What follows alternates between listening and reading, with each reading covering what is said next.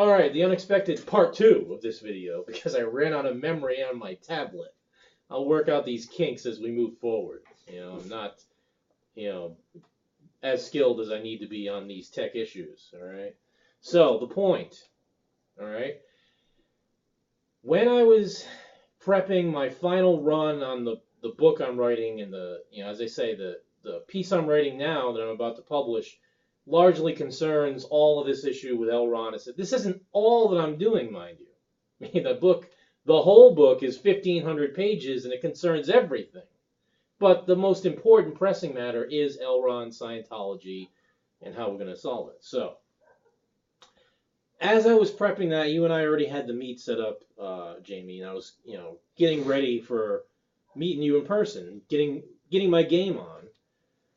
I was watching one of the videos by that guy John Sweeney. I'm sure you've seen it, the Panorama BBC expose, where he gets Tommy Davis to, take him around Scientology Celebrity Center, and of course Sweeney asks everybody about Xenu, gets, in a shouting match with Davis, ends up nothing. The video pissed me off because of its ineffectiveness. Anybody can run an ambush journalism scenario and get them to shut you down on camera, and you can look like the hero. But you haven't done anybody any good except maybe your own ratings. So that really pissed me off. And my problem was I had never even talked to a Scientologist. I'd only read about it from the other side. So you know what? I got so irritated by the failure of others to get anywhere substantive with this whole issue, I decided to go down there myself, right? So this was, a couple weeks before we had our meet. And I basically just walked down there to the Scientology San Diego org, and I walked in the door. I was expecting to be met with beautiful young girls in, sailor suits from the Sea Org who were going to have lovely displays. No, it was just one guy at a desk, very low-key, the building itself very mysterious. And I just, said to him, I'm here because I'm interested in L. Ron Hubbard, and I'm tired of the lamestream media's getting nowhere with getting the truth out, and I have a whole other view on him that you're probably not expecting. And I explained my whole agenda, basically that I'm writing this book. The period I'm focusing on is from World War II to 1952, before the creation of the church, and what L. Ron was doing for the government. So this is before I even knew about the Fletcher Prouty thing. This is before I even knew really about Cameron and how both those sources support L. Ron's claims that I've worked for the government. No, this was just about me going down there and wanting to get them on the record for myself, for my own purposes. So I created a quick cover identity. Now this is where, Jamie, I'm giving you a modicum of trust. I'm coming out there with a something that, if it comes out, it'll annoy me and it'll burn my connections I've made thus far in the church, but it's not critical to my overall game by any means. But whatever. My point is, I would prefer you keep this to yourself until we come up with a strategy we're actually working in concert on. This is for your eyes only. So I come up with a cover identity, Steve Ross, which is my pen name under which I'm going to release the Kindle book, right? And I'm met by this guy at the desk, Craig, older guy. Like I say, he was very frumpish and not really, that extravagant. He basically looked me over and listened to me denounce the mainstream media and their ambush tactics. And he said, oh, well, all right, would you like a tour? So he calls upstairs, and this beautiful woman, Denise, comes down. She's the boss of the org, right? Maybe my age, a little bit older. She's got a whole corporate executive style, right? And so I tell her, I just finished reading Science of Survival. And she's like, you read Science of Survival, right? I'm like, yes, I actually read it twice. And I know what the human chart of evaluation is all about. And I think that L. Ron was working for the government, as he says in Science of Survival. And that there's a whole mystery there about what L. Ron was doing in the government that's never been told. There's a story that's neither pro nor con Church of Scientology because it predates the Church of Scientology. And essentially getting them into a position to set up for, this is where I got cut off with the video. They've been through the Inquisition. They've been through the Protestant Reformation. What they're not prepared for is the Joseph Smith level, the Mormon equivalent to Scientology. And where that's going to come from, it's going to come from somebody who puts together the pieces like I have about Mars, about the missing, untalked about stuff from the 1950s, and makes it all harmonized and gets it all going under their narrative, and literally ambushes the church from within or even from without, apostates who are coming at them.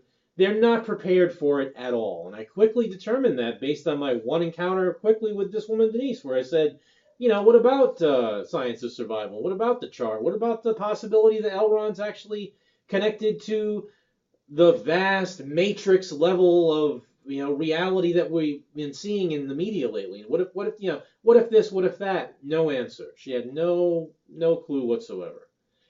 And in subsequent meetings, I did manage to get her interest. She took me in, showed me the big golden age of knowledge monolith of materials that they have, where all the lovely stuff that L. Ron written is now there for you to buy at a marked up rate, right? But the key was their timeline starts 1948. It doesn't start in World War II. Babylon Working is 1946. His whole secret agenda with the government continues between 46 and 48. What he was doing in the Georgia psych wards, what he was doing for Allen Dulles, what the plan was with Dianetics and all this other stuff. So again, I confirmed that they're weak. The Smaug scale is right there, staring me in the face. Okay?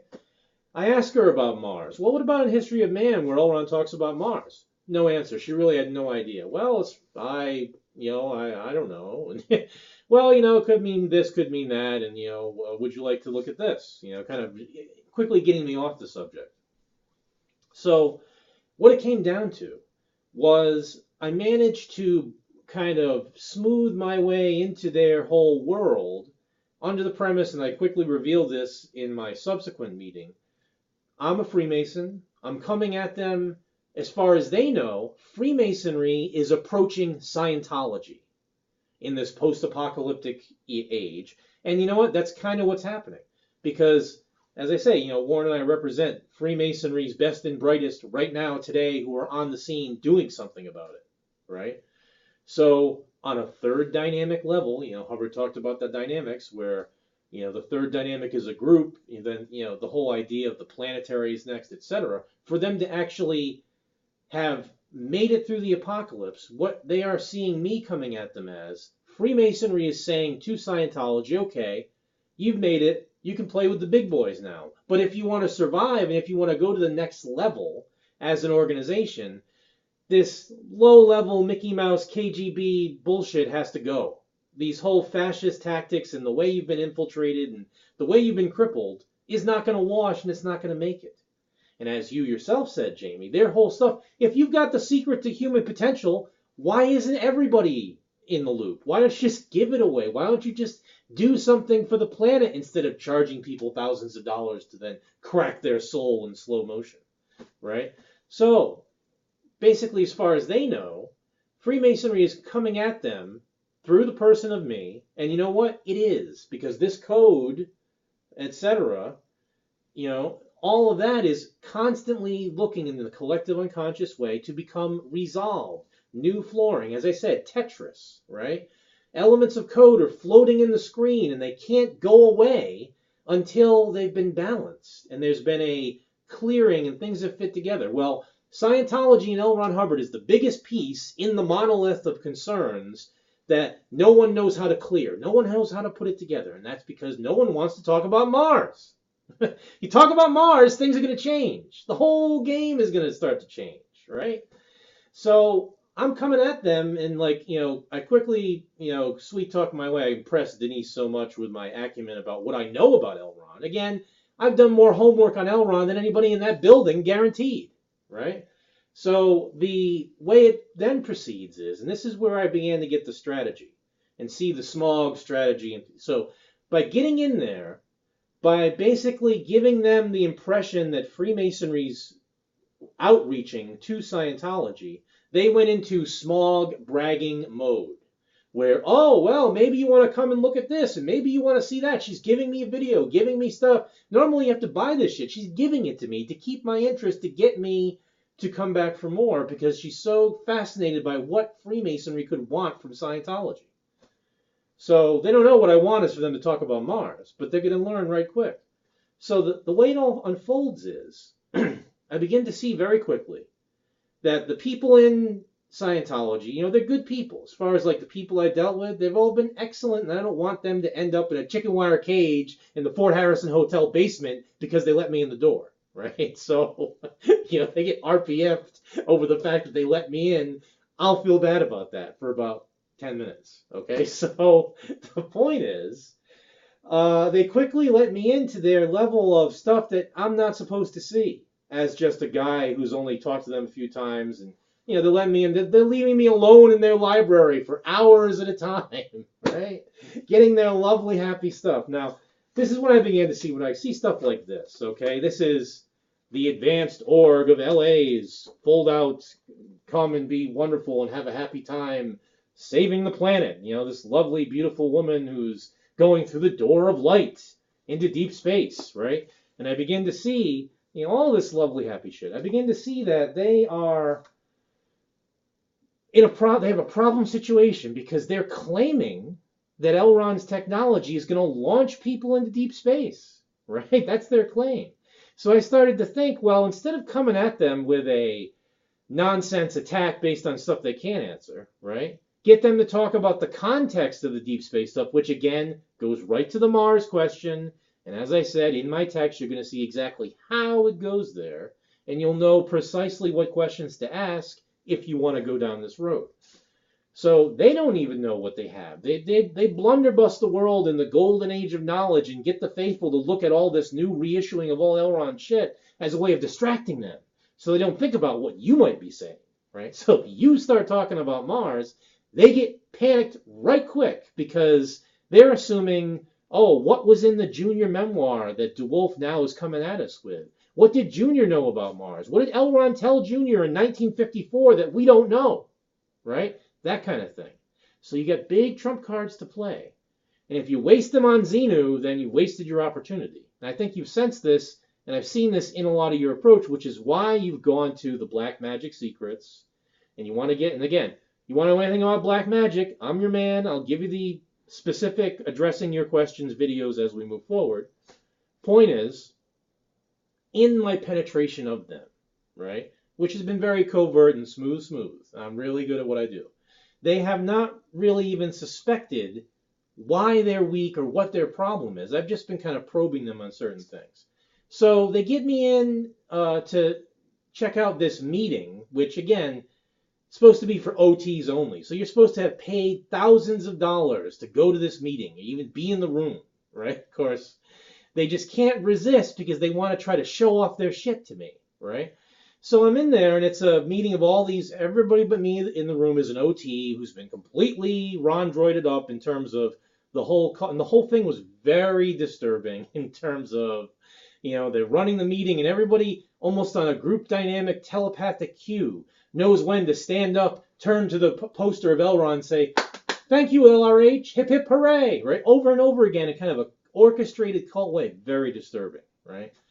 And what it showed me is that there is a real power that they're able to unleash internally. Now, the meeting was being run by this woman, Barbara Dews, who you may or may not be aware of.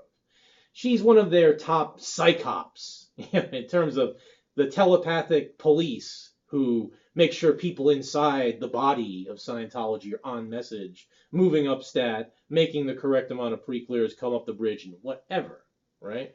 But the whole purpose of the meeting was the cause resurgence rundown, right? And how you need to come to Flag Base, because they have a room on Flag Base where, as testimonials from these people, like this one guy, dude who knew Elron way back in the day, joined in Scientology in 1959, right? And has since hung throughout the entire continuity of the purges and everything, and is now one of those dudes that they trot out every once in a while to get the new faithful thinking about what it must have been like to know Elron, right? So this guy says, "Oh, I'd love to tell you what's in the cause resurgence room, but I can't because it's not even on this planet," right? And other people, this ridiculous testimonial session that Barbara has these people do, almost like a mass confessional, where this guy gets up and says, "Well, I was an OT7, but I still had lower back problems. That was all fucked up. So I went and did some intensives. Only cost me 50 grand, and now I'm back on track. And I did the cause resurgence, and everything's wonderful, right? Or this other woman who was like this most bizarre, in like pink spandex, running up to the stage when Barbara calls her, and she's, yeah, I went to outer space. Yeah, it was great. Oh, thank you, LRH, right? And just this whole massive focus on what the cause resurgence room is, right? So I realized this is the black arrow for hitting them on the Smaug soft spot, because it's their whole business plan, as I said to you during our meeting. The cause resurgence room is what it's all about. Now, as to what goes on there, they're running around a pole, and it's some kind of weird holodeck type environment where they're seeing, comets exploding and whatever is happening in terms of how they sell it, right? Doesn't matter. What their claim is, they're launching people into deep space. Flag Base has become the new Cape Kennedy for the hyperspatial golden age, right? If that's true, then they got a problem. And no one has understood this in any of the stuff that people have talked about. And this is what I said. We have to get anonymous on the Show Us the Stargate campaign, right? Now, what that means is, number one, Scientology and all, like in this flyer right here, it says, you will be able to function in deep space as a Thetan when you take the cause resurgence rundown, right? So what that means is they're claiming it right out in front. That's what their whole plan is. And they are totally focused on the mystery of what's in the top floor of the sixth floor of the Fort Harrison Hotel, which is where the cause resurgence room is. And they're painting it as if it's a real Tesla Tech, Jodie Foster contact scenario where they're launching people into deep space, right? So that's what they're counting on for their whole strategy. Therefore, they can't deny it. What they're hoping is that nobody on the outside world even gives a shit. And everybody just dismisses it as a bunch of nonsense so they can keep milking the faithful for $2,500 a pop to even go into this room, right? And what it all comes down to is they have a really weak spot and they cannot defend against an attack based on this. So you get anonymous, for example. Somebody in the anonymous crowd sends out a petition to whitehouse.gov. They get 100,000 signatures. They have to respond. The president, his office, has to respond, right? And what you come at them with is, well, Scientology claims to be launching people into deep space. This is, if true, a grave security risk. This is a risk to planetary security, right? Do you want them representing you in deep space? Mr. President, what are you doing about the Stargate, right? Get guys in Guy Fawkes masks to be bothering the White House press secretary or whatever with, what about the Scientology Stargate? It's the type of campaign that could easily catch on, make an official petition that the government itself can't ignore. The conversation changes. Now you don't just have a bunch of Guy Fawkes mask wearing fools out in front of the Fort Harrison with Xenu.net signs. Instead, now they have Show Us the Stargate signs. Scientology's a threat to your children. Planetary security. The future's at risk. We must see the Stargate. So there's a way to come at them that they're not expecting at all. And if it's targeted and coordinated with the Mars stuff, if you, Jamie, are asking in interviews about the Mars thing, I'm not saying you have to believe it. That's, in fact, the more, kind of caustic clown type attitude you take on it, the more dangerous it is to talk about it for them. But they can't not talk about it because you can hold up History of Man. Anybody can buy this. Says it right here that afterlife is a reimplantation station on Mars, right? Oh, let's cut to the audio, Elron, at the Congresses, which are now newly released thanks to the golden age of knowledge, right? Where he's talking all about it. So the scale is wide open, right? So this is my message to you, is that you reconsider the whole way that you're dealing with them on a propaganda basis.